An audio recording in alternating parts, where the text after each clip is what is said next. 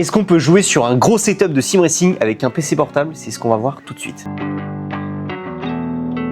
Pour ce test, on utilise le Aero X16 de chez Gigabyte qu'on vous a déjà présenté. C'est un PC portable qui est équipé d'un Ryzen i7 350, de 32 Go de RAM en DDR5, de 1 Tera de SSD NVMe et d'une RTX 5070. On a tout branché sur notre setup sim racing et ce qu'on peut vous dire, c'est que tous les ports du PC portable sont utilisés. On va voir tout de suite ce qu'il a dans le ventre sur F1 2025 à l'occasion du Grand Prix de Hongrie qui est ce week-end. On va faire un petit tour et on va voir ce que ça donne. Au niveau des paramètres vidéo, on a mis en élevé de base, donc déjà ça donne une bonne qualité d'image, et en mode DLSS avec le Frame Generation x4. On est quand même sur un PC portable, il va quand même falloir un petit peu optimiser puisqu'on est sur une résolution de 5120 par 1440 sur notre Neo G9.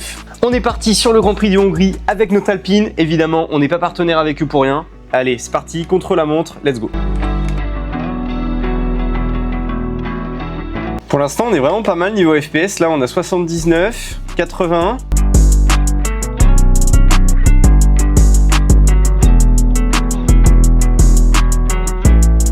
Honnêtement, c'est vraiment pas mal, mais on sent que c'est quand même pas fait pour, surtout au niveau des connectiques, puisque là, on a dû mettre un adaptateur USB type C pour avoir de l'USB en plus, puisque sinon, tous les ports sont déjà pris. Si vous voulez débuter en sim racing, on vous conseille quand même d'utiliser une tour, et pour ça, on a une gamme, les PC Gridix. Ils ont toutes les connectiques qu'il faut, et pour le coup, ils sont aussi équipés en carte mère et en carte graphique Gigabyte. C'est du bon matos, et ça envoie bien. On espère que Alpine va briller sur le Grand Prix de Hongrie, et nous, on se voit très vite dans une prochaine vidéo.